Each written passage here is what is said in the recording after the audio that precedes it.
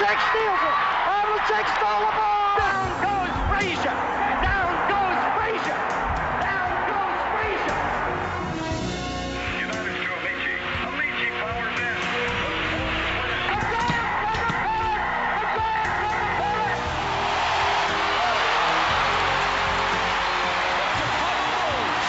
Won their 6th NBA championship. Gibson swing. This is gonna be a home run. Unbelievable! I don't believe what I just saw.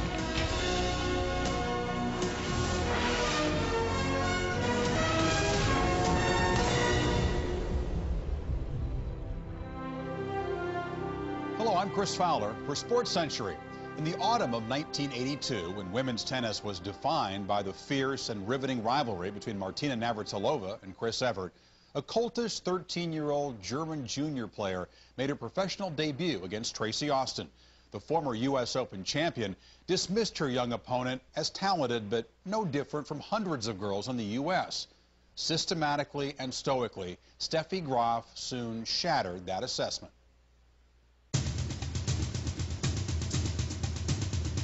All of a sudden, this young girl with these skinny little legs and this huge forehand with all this hair came along and did not care who was across the other side of the net.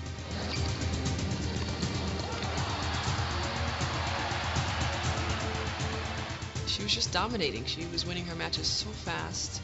People went out against Steffi knowing they were going to lose. And it was just a matter of, you know, how long were you going to be able to keep her out there. She had the strength, and she had the patience, and she had great mental toughness. She played like a robot, like a machine, with no emotions and really strong and really stone-faced. Martina Navratilova in her day, she kind of changed the bar for tennis, and Steffi Graf raised the bar. She was just so ambitious, so focused, so ready to give absolutely everything to win a match. Only 6 years after her debut, Steffi Graf became the third woman in history to capture the Grand Slam. When her career was finished in 1999, she had won 107 singles tournaments, third behind Martina Navratilova and Chris Evert. Steffi Graf's the best all-around player. Martina won more in fast courts, and I won more in slow courts, but Steffi came along and won more titles on both surfaces. Her footwork was amazing. She was the first player, even before me, hit the ball on the rise. Her and Martina were really the first two athletes to kind of bring fitness and that athletic ability into the sport. I remember getting in a strong forehand rally with her, and she blasted one up the line. Nothing I could do about it. Her forehand was a signature shot of her whole generation, especially when she was younger. It looked like she was lifting out of her shoes sometimes to hit this ball. It's like a 22, bang. The forehand was unbelievable because the timing was perfect. She had very fast legs. She was probably better runner than probably tennis player. Everything she did was at 100 miles an hour. She played her points fast. She walked in between points fast. She drank her drink fast. Her backhand never got enough credit how tough it was. She had probably one of the meanest underhand backhand slices I ever had to compete against. It would be hard to actually go ahead and hit it back up and over the net with a decent shot. On the way to amassing 22 Grand Slam singles titles, second only to Margaret Court's 24, Graf was unremitting in her quest for excellence. Steffi, she enjoyed in perfecting her own game. It was not about the opponent, it was about herself. I got a kick out of playing certain players because I knew they're going to raise my level. But most of the time, it was a matter of playing against myself. I'd never practiced with someone that took it so seriously, and it was as if she was playing a tennis match. From the very first ball, she was on top of her toes and pretending it was a match. And you'd be like, oh my gosh, I'm tired already. In the winter, there was really hard to find practice time because there usually was just one court. I managed one time to be there at 6 o'clock. I thought, I'm the first one today. And who came off the court like being 2 hours earlier? Steffi. While Graf's implacable focus kept her game honed, it also seemed to deny her a certain fulfillment. You always felt like there was some unhappiness there, like even in her Grand Slam year in 1988, it was like, where's the joy and the happiness? She's a complicated person and a deep thinking one. And you know what? People who think deeply about things, there's a little darkness down there. She at one time talked about how she was in love with the color black. She at one time said she liked nothing more than sitting in a dark room. Her room was full of black colors, you know, sheets and everything, I think, furniture too. Steffi spoke about how she would lose a match and go into her room and seal off all the windows and turn the room black and stay in her room for a couple of days. That's how she was built, to internalize things. I could see where she sometimes could be looked at as a glass half empty person. It's not like she goes in there going, ooh, I'm dark and, you know, I don't care about the world.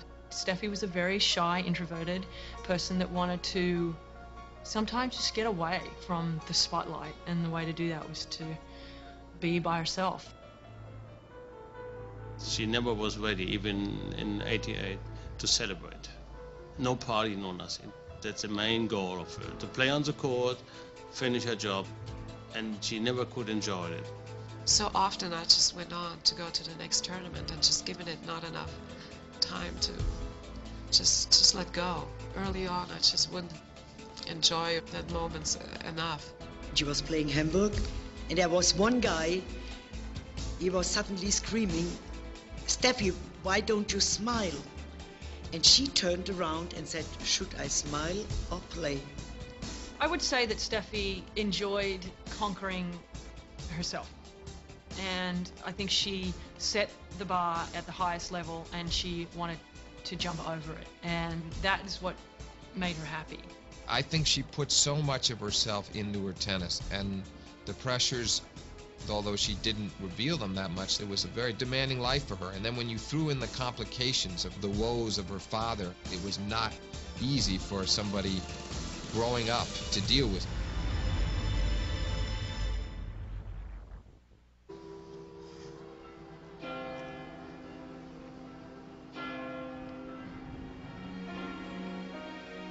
Stephanie Maria Graf was born on June 14, 1969, in the working-class section of Mannheim, West Germany, about 15 miles from historic Heidelberg. Her father, Peter, sold insurance and cars, but aspired to coach tennis. In Steffi, he found an eager student. She spent an enormous amount of time, even at a very young age, hitting balls with her father inside the living room over a makeshift net and earning ice cream cones and other favors as a result of doing that well. She would be the one who always wanted to play. Peter was the driving force behind Steffi, but it also comes from her. It is the way that she's made up. I've seen it, yeah. The father was not pushing. Father was pulling her back. My passion in the game was the competitiveness and the drive to get better. I didn't need any motivation from outside.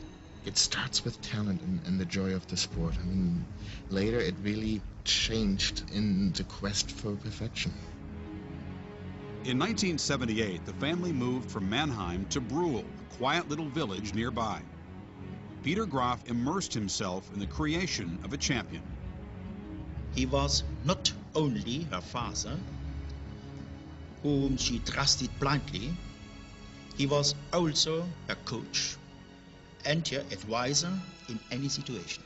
He organized everything, yeah, the coaches, fitness coaches, practice partners, flights, tournaments, everything. He stopped his own work, he laid everything behind, he did everything for his daughter. He was the one that took the time after work to play with me, even if it was in the backyard or in the living room. He dedicated his time and introduced me to different coaches and players. She really wanted to please him. She loved being his kid, and she loved being a tennis player. In his worldview, it was only natural that Steffi should be number one, will be number one, and nobody else would have a claim to being number one, and that it was up to him at some level to really make this happen and to keep this happening. When she had coaches, he was telling him, hey, listen, she has to practice her forehand. She is hitting her forehand too late. Or she has to practice with the second service. There's Peter Graf, Pavel Slozil. Who's actually the coach? Is it Pavel Slozil. Pavel's the coach. He wanted to have control over everything, you know. He wanted to control the coaches, to control the money, control the contracts, the German Tennis Federation, everything. I remember having to play her at a very young age, and her father had a tendency to go around and yell different things to her. And I remember thinking, wait a minute, what is he doing? I think it took a very, very long time to become a real woman. Because she always realized that father was around and father was keeping an eye on her. She was kept away by her father from people. I know her since she's 12 years old. And every time her father appeared, she started behaving more quiet and a little bit different. When the mother traveled with her, you get the chance to talk and to play cards or whatever, and then the father arrived and Steffi was gone. You didn't see her again. Her mother was very much more of a friend in a way to her than I think perhaps the relationship with her father was very much more a mentor. It was definitely like a more difficult situation that you have like A, to have like a professional relationship with your father, and B, also the father being the father. In 1990, a former Playboy model filed a paternity suit against Peter Graf. He admitted to an affair, but was legally cleared 2 years later. I think the real bubble for Steffi burst with this scandal. A lot of women in better circumstances establish their independence and move away. Steffi, in a characteristic way, instead of doing that, she drew back, circled her emotional wagons, and said she was going to tough it out. Then in 1995, officials of the German government began an investigation into how the father was cashing in on his daughter. Peter Graf loses interest in how she plays tennis, but gain interest in how to make money. I was at the tournament when Peter Graf were carrying a plastic bag, and within this plastic bag have been nearly 1 million German Deutschmarks. He loved to have money in his hand. And maybe he tried to hide it, not to pay tax for it. He shifted money through Europe and overseas and Caribbean Sea, but it was so easy for the tax people to find out that it was criminal. She took a $350,000 appearance fee to a tournament in Leipzig, and that tournament was owned and directed by Jan Tiriac. And then Steffi was injured and couldn't play in that tournament. The Grafs refused to give back the guarantee. At that point, Jan Tiriac filed a civil suit against her and said, I gave her the money, and here are the documents, and I want it back because she didn't fulfill her end of the bargain. The authorities in Germany were sort of intrigued by this, and they wondered whether the Grafs had ever declared it on their income taxes. Well, lo and behold, they hadn't even filed income taxes for the previous 4 years. In August of 1995, Peter Graf was arrested for tax evasion. Bank documents revealed him as the exclusive money manager of his daughter. My brother meets me at the airport, and he's like, Dad got into jail. And I was like, what are you talking about? And it was such an incredible shock, and trying to figure out what was going on and what happened and the reasons for it. From then on, I was in shock.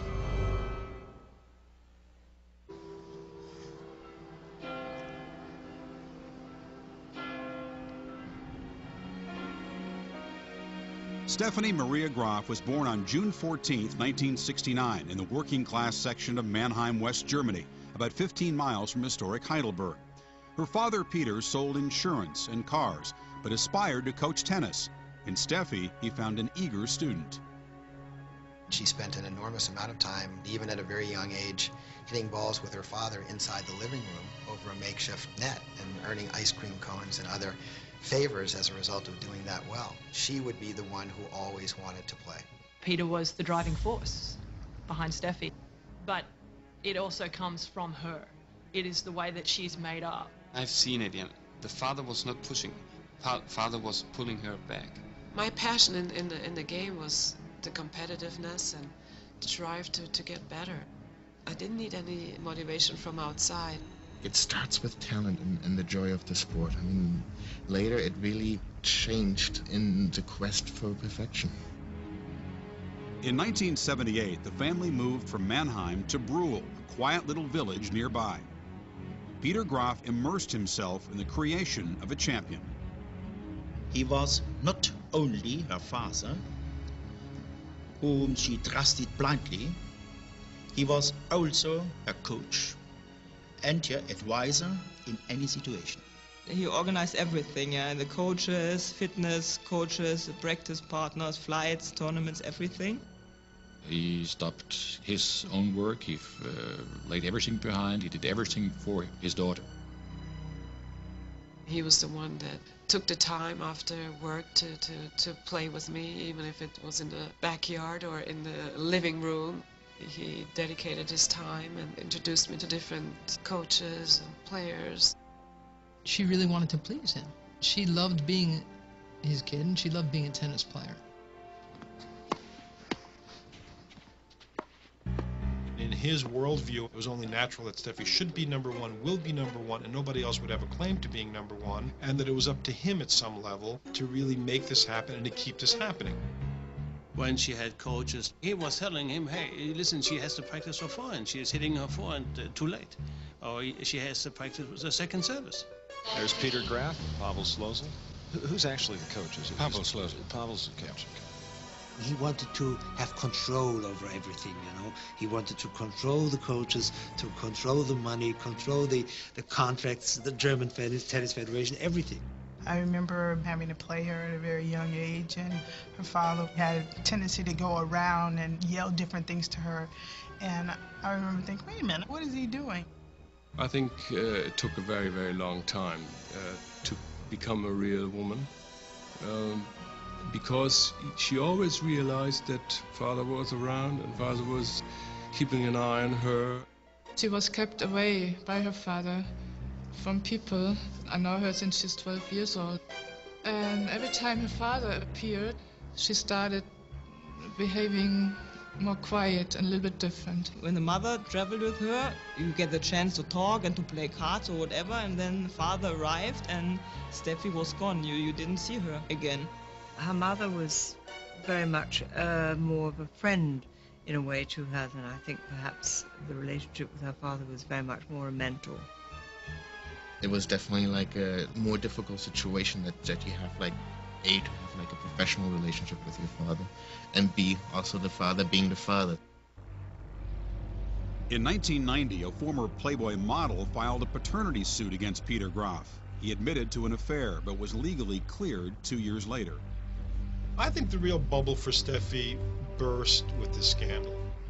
A lot of women in better circumstances establish their independence and move away.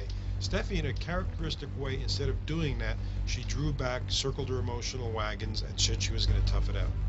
Then in 1995, officials of the German government began an investigation into how the father was cashing in on his daughter. Peter Graf loses interest in how she plays tennis, but gain interest in how to make money.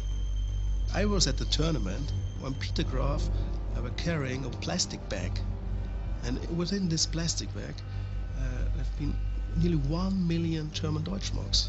He loved to have money in his hand.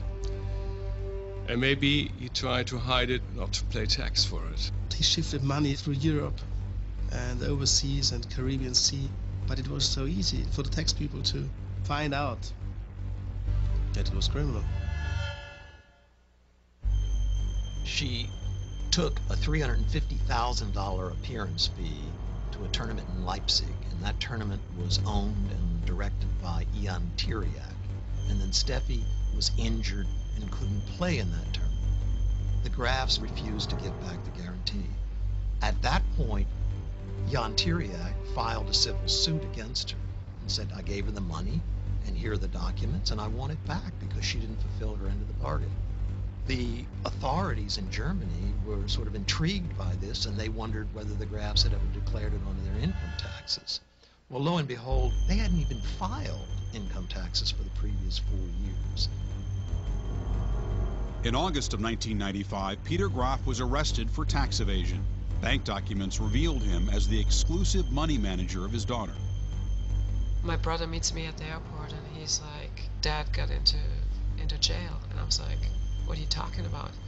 And it was such an incredible shock, and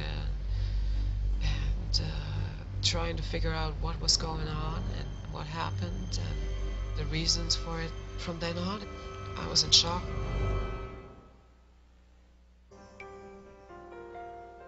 The father of German tennis star Steffi Graf has been sentenced to almost 4 years in prison for evading taxes on her multi-million-dollar earnings. I never knew much about taxes. I have never had to do much with lawyers, and I was thrown into things and had to learn how to deal with people and try to understand my dad and where things went wrong there. And I was really cautious for a long time with people, and I got hurt a lot, and I had to try to figure out how to deal with that. This girl was mentally finished. She was deeply depressed. She was deeply unsatisfied. She was very lonely. It was very tough for her. Behind this stoical mask was this very sensitive, almost poetic young woman who was very deeply vulnerable, and her shield was gone.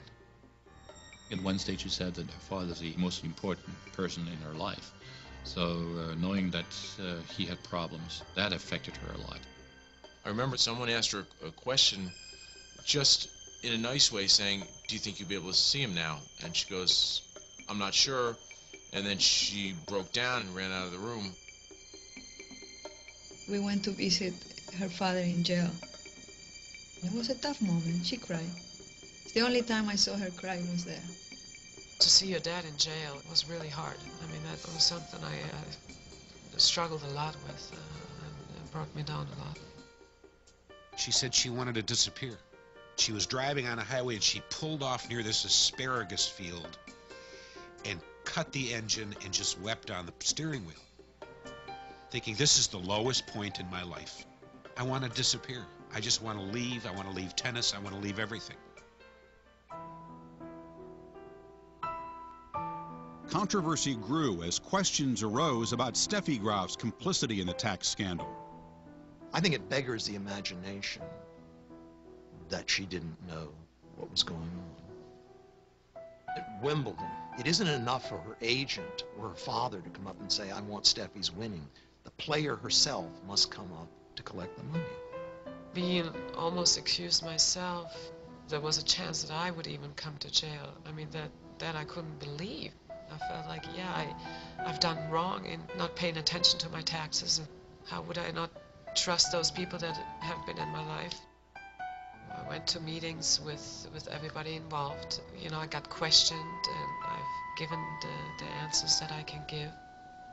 I did everything to prove that there wasn't any wrong from my side. Prosecutors dropped the case against Steffi Graf in March of 1997 after she agreed to pay 1.3 million German marks, the equivalent of $775,000, to the government and to an unspecified charity.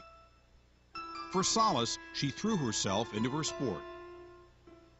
Tennis became her refuge. That was the one place where no one could touch her. Tennis is where she could feel like a kid and just do what she did best. Since the thing she enjoyed most was playing tennis, it was kind of an escape. That's why her results were very good. It just made her focus harder. All the off-court controversy only served to drive her on the court. In 1995 and 96, Graf won Wimbledon and the U.S. and French Opens, finishing both years ranked #1. She also found the parental nurturing and comforting she needed. It came from her mother. When Heidi was with Steffi, she always wrote her little notes, like, I pushed my thumbs for you, or good luck. And she was hiding it in Steffi's tennis bag or somewhere. I know that it was between the two of them, always to write those little notes. My mom was my girlfriend on the tour. We would play cards and games. She would, you know, take me to museums. She was the one that tried to give me the other side of tennis and give me that balance that I've always needed. I think as she matured, the father's influence became less and less. She actually managed that, I thought, quite well, and I think that's kudos to her mother, and has done a great job. in many ways, maintaining a fabulous relationship with Steffi through a lot of difficult times. Steffi Graf and Chris Evert. There's two different generations of tennis right there. In 1988, Steffi Graf was relentless as she sought to join Maureen Conley and Margaret Court as the only women to win the Grand Slam. Game, 7 match draw. Steffi Graf, she wins her first Australian Open. After rolling past Chris Evert in straight sets, Graf was even more overpowering in Paris, shutting out Natalia Zvereva for the French Open title. Business as usual. Steffi Graf holds it low. I'm very sorry that it was so fast, but I started getting questions after winning Paris. It's like, you think you can win? Do you think you can win the Grand Slam? People are saying, can she win a Grand Slam? I think it's a tough ticket for an 18-year-old to go through and win all those major titles. However, if anybody can do it, Steffi can. At the Wimbledon final, Graf faced the queen of the hill, Martina Navratilova, who had won the tournament 8 times, including the previous 6. Navratilova, the defending champion, 1 set away from the all-time record. She's down a set and 2-love to Navratilova. That was probably the crucial moment. Martina hit a volley which pushed Steffi very wide up the court.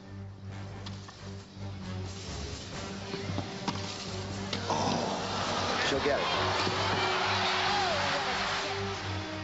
I think at that moment, Martina realised this is something different. This is some player.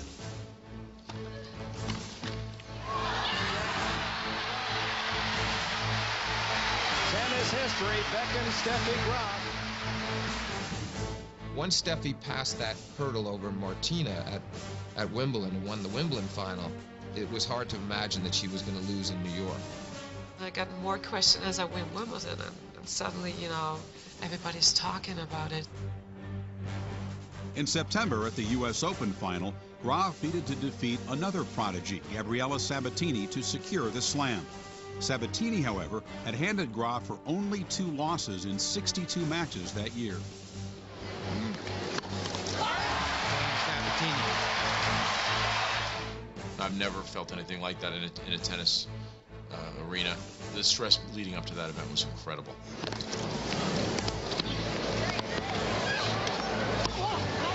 Game, second set, Sabatini. I was extremely tense. Every single ball. I mean, you sit there sweating, tensing up.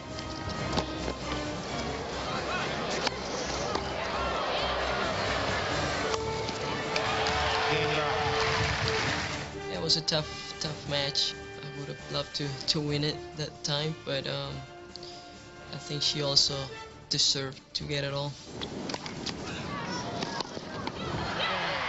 Match draw. 6-3, 3-6, 6-1.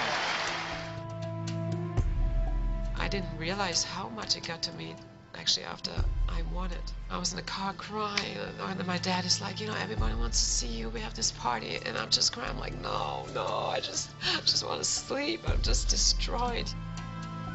3 weeks after the Open, Graf made it a golden Grand Slam by winning the Olympic gold medal. She was awash in stardom, but was reluctant to embrace its trappings. Winning the Slam has got bigger and bigger and bigger over the years. If you think that when Margaret Court did it, hardly anybody noticed. And yet with Steffi, I mean, the whole sporting world rose to acclaim her. Those years with Steffi in Germany, tennis was #1. I mean, I think the popularity of tennis was at an all-time high. I'm sure when Steffi went back to Germany, she really did not have much of a privacy. As far as stardom and recognition, I think if you took somebody like a Tom Cruise, Arnold Schwarzenegger, someone at that level, she's huge in Germany. She was always recognized and people were always coming up. Steffi Graf? Yeah. Hi, good morning. Pleasure to meet you. Thanks. I'm a great fan of yours. In Hamburg, there were helicopters in the air above the hotel with photographers on ropes down from the roof. As she tried to protect herself, more people tried to find out about her. One time somebody tapped her on her shoulder, and it was Princess Diana with whom she'd played. They understood each other's behavior and understood each other's situation in life. She wanted to play tennis, loved to play tennis, burned to play tennis, did not burn to be a public figure. She's naturally very shy. She's someone who felt the need to excel on a public stage and yet never wanted anyone to know anything about her. I went to her house in Florida and there wasn't one picture in the entire house of her winning a tennis tournament. Not one picture, not one trophy. She said to me, I don't need anything to remind me of what I've done. It's all in here. Even at birthday parties or whatever, you know, I've always been the quiet one. Back in 1987, 88, we started to play doubles together. Doubles is all about communicating with each other, and we didn't communicate that much. We will just say the basic things, but nothing else. On the changeovers, we will not talk very much. She had a good, friends on the tour also. Not that many. Let's say she was not in the locker room and socialized, to everybody. It was very difficult for a lot of her peers to get close to her. But I think there's a difference between disliking somebody and wanting to like somebody but not being able to get close to her. She was a great natural tennis player. She was not a natural public figure. And so that tension could produce some real mixed feelings about what she was doing. We all expect that the #1 player of the tour should do an awful lot to promote the tour. She hated any obligation off the court, any, with sponsors, with parties, with cocktail parties, with the tournament directors, whatever. She always hated to do things like that. She did the perfunctory press conferences, but wasn't too happy to do one-on-ones. And at major championships, if she lost, which was rare, she didn't submit to the television interviews. Maybe she didn't quite understand how important she was, like people actually do listen to the players' opinions. She was very single-minded, very tunnel vision, and I don't think she really had much interest in being a leader. I think she just wanted to go out there and play the sport that she loved, and that's all she wanted to do. I think in her heart she felt she was helping the game a great deal just by being a role model and a champion. I'm playing such great tennis, and I think that's good for women's tennis. I think it shows that I'm trying hard. Martina and I had Billie Jean, and Billie Jean cornered us and explained the politics of the game and said, you're going to be the next leaders after I leave. And I don't think that Martina and I really got a chance to corner her and teach her responsibility. So, I mean, it's probably our fault as much as her fault. I had very little time away from the sport, and I felt like I needed to take the time for my hobbies, for my friends. She didn't want to stand in front of the spotlight. She wanted to be left alone. She wanted to be a tennis player, but nothing else. But this wasn't possible. Starting early in her career, Graf was forced to deal with obsessed fans. One tossed candy at her at Wimbledon and claimed to have been following her around for 14 years. There was another chap who was in love with her and sliced his wrist in front of her. I've had a lot of stalkers and crazy people in my life, unfortunately. So I've had a lot of experiences, crazy people doing crazy things in front of me. But little did Graf know to what tragic lengths one of those fans would go.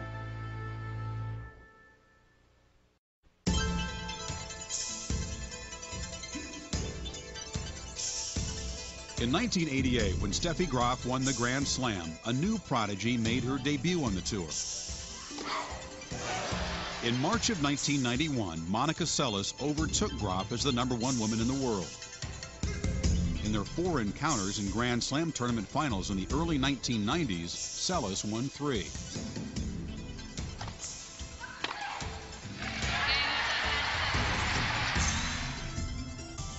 She'd actually started to make Steffi Graf look second best, and they had some terrific battles, but Monica just seemed to have that edge. We're both mentally very strong. I mean, if you look back at our matches, they're all very close matches, like a kind of a mental battle as much as a physical and skill battle.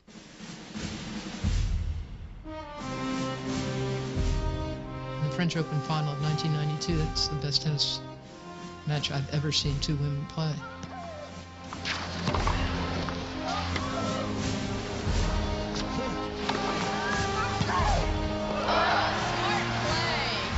It just kept getting impossibly, improbably better. These two would take each other higher and higher and higher. We kind of brought the best in each other out because at that time we're the only two that were kind of at that level. There was such an incredible rivalry, such electricity every time Steffi and Monica stepped on court. The ripples of their rivalry spread chillingly beyond the court. When, on April 30th, 1993, a deranged fan of Graf plunged a knife into Sellis's back while she was sitting during a changeover in Hamburg, Germany.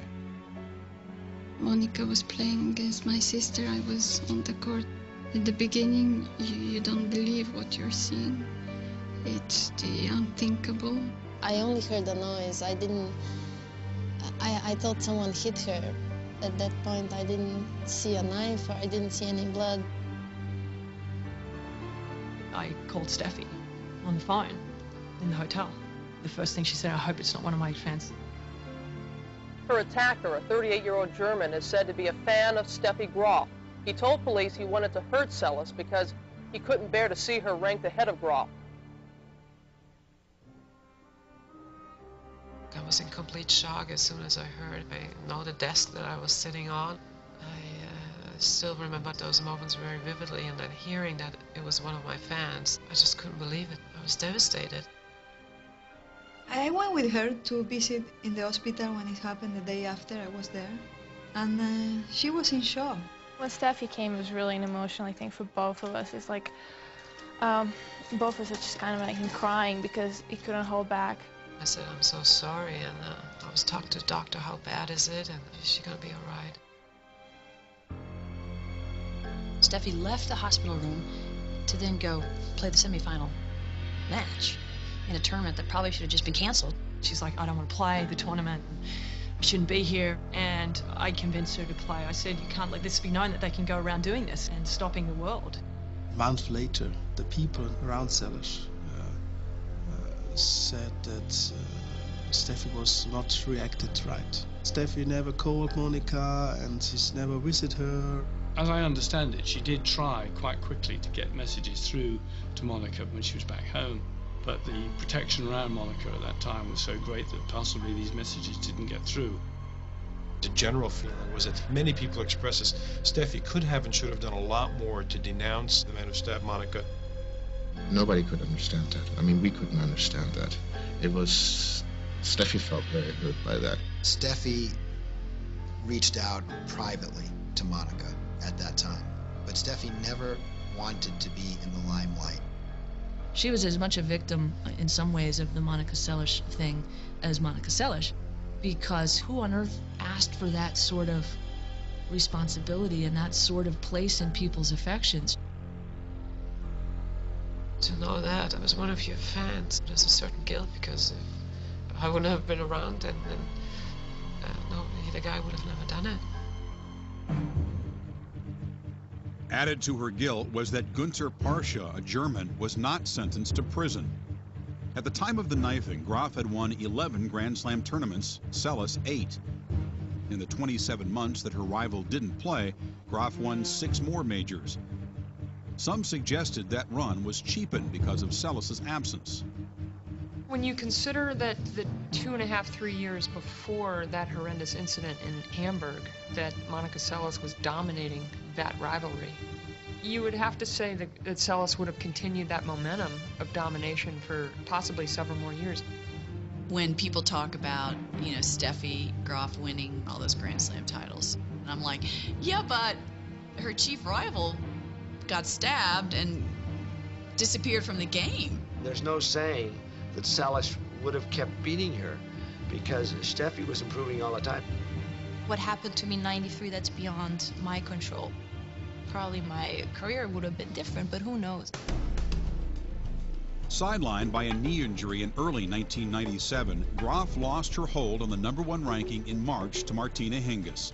Graf had held it for 377 weeks, the equivalent of more than 7 years. I think she had the feeling that there's something missing in her life. Physically, she was so fit. I mean, her knee was a big problem she had, but I think she could have went on playing. But I think also she felt, I have to do something more in my life.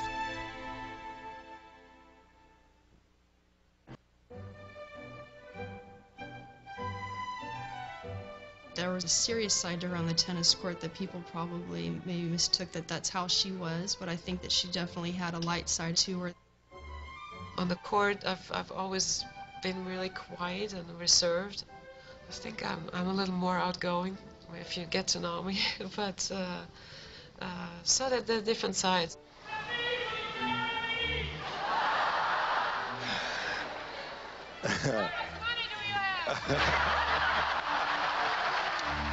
Steffi Graf on the court bears zero relationship to Steffi Graf off the court.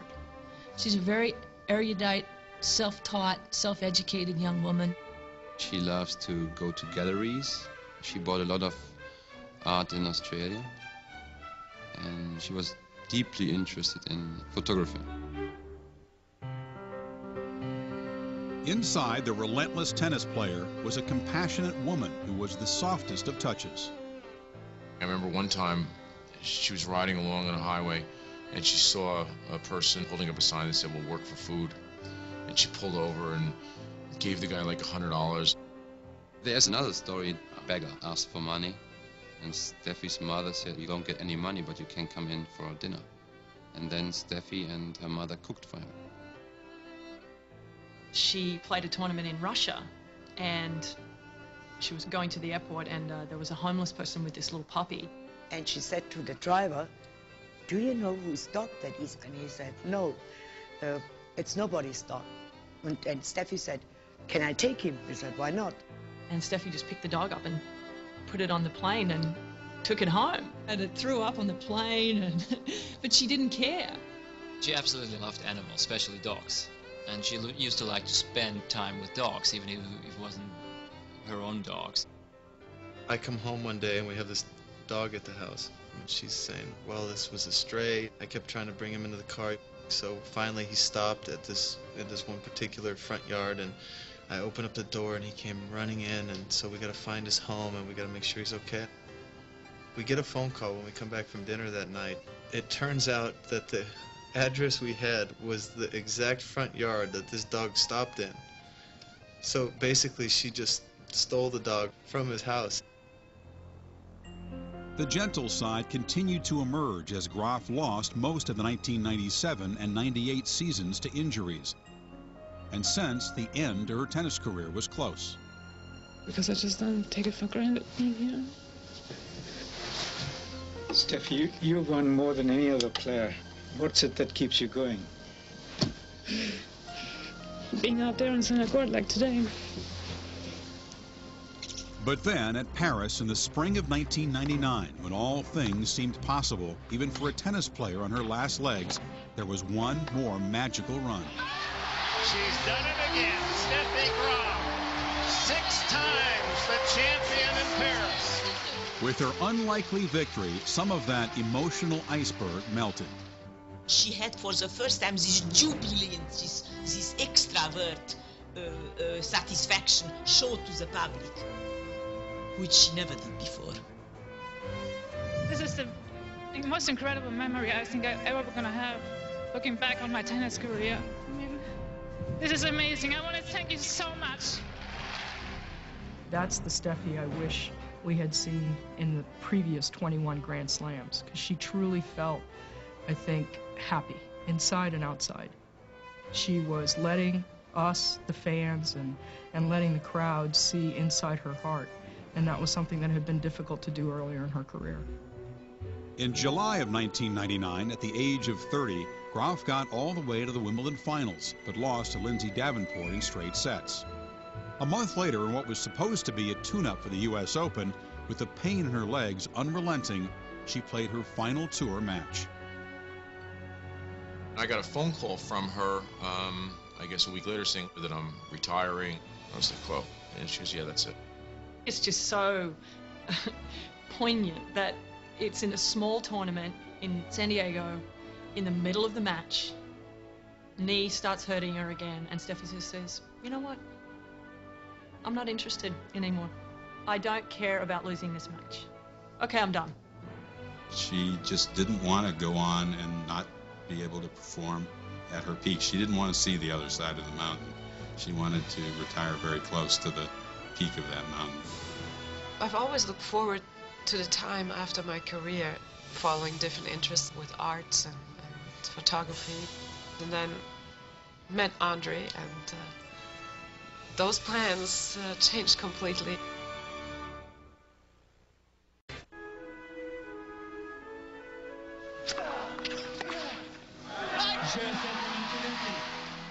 We came to Wimbledon, and she said, I'm going out with somebody. I'm going out with Agassi. I said, wow. Steffi Graf and Andre Agassi had occupied the tennis marquee for more than a decade, yet barely knew each other. And then Agassi, divorced from actress Brooke Shields, began his pursuit of Graf. We actually practiced together one day in March of '99 at Key Biscayne at the tennis tournament there where the men and the women play, and that's how we sort of started talking. At Wimbledon every day, he would, like find out when she's practicing, and schedule after her. So that helped things a little bit. That helped their communication. He went after me, and I felt very flattered by his approaches, and he started to creep into my mind, and my feelings for him grew and grew. I think probably stalking would be the best term to use there. I've always been a sort of a fan of hers from the distance, like so many of us. I think somebody actually said to me, I saw Andre and Steffi at the Mexican restaurant in New York. And I said, wait, what? When I eventually found out, I just said to her, he's sneaky. I didn't know if she was going to respond to me at all. I didn't want to put my sort of pursuit of her in the spotlight. By September of 1999, their relationship became public knowledge. We got by news ticket a story saying that Andre Agassi is dating Steffi Graf. And we were laughing in the office, and it's impossible, but it would be too good to be true. You couldn't make a movie with a plot like that. But when you think about it, they're both such sensitive characters, quiet people, who like to keep to themselves. And they are very similar people. We felt like we had so many goals in life that were the same, and so many feelings and emotions that we felt towards each other, and yeah, it was incredible. She's somebody that's so easy to respect the more you get to know her. She's a person that lives for today, not for yesterday, and not so much for tomorrow. It's a pretty amazing perspective and peace and discipline she has. They really had a lot of unspoken comfortableness around each other. She was very open and warm. She was Stephanie. She wasn't Steffi. Steffi's her alter ego tennis player. He's got a lot of charm and a lot of persistence, and he's a whole lot of fun. And Steffi Graf probably needed a whole lot of fun. I have a tendency much more to wear my emotions on my sleeve, to react, and she's sort of a pillar.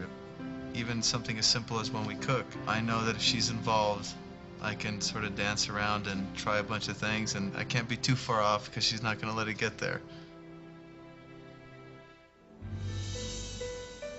On October 22, 2001, Graf and Agassi were married. 4 days later, they were joined by a son, Jaden. In 2003, they had a daughter, Jazz. Believe it or not, I always thought about adopting. He made me want our children, which I think you really know that you love that person as much as you can. The switch from being a professional tennis player into becoming a mother was absolutely seamless. As much as people might think tennis is important to Steffi, I think her family means the entire world to her. She's a very hands-on mom. I mean, they have a nanny, but she is very hands-on with kids. She's not flying off all around without her children. And I think that says an awful lot about her values as a mother.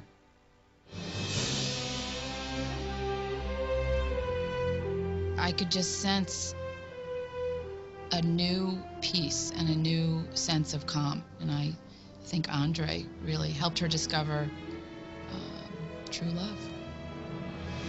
she knows that she's in the best hands that she can be, to have somebody to fully trust and also to look up to. He's just a great person to be with, and the way he cares about her is really a great thing to see.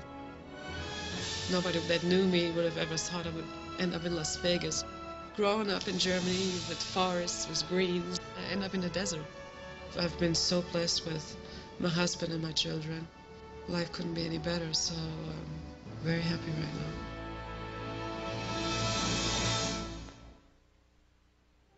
Steffi Graf's father, Peter, served barely more than half of his 45-month sentence and was released from prison in April of 1998. He and Heidi divorced a year later. Remarried, he lives in the family home in Brule. Heidi relocated to Las Vegas near her daughter and family. As for Steffi, elected to the Hall of Fame in 2004, she watched with Andre as 2-year-old Jaden first hit the ball over the net from the baseline. They sank to their knees in delight. The genes, it would seem, have been passed along. For Sports Century, I'm Chris Fowler.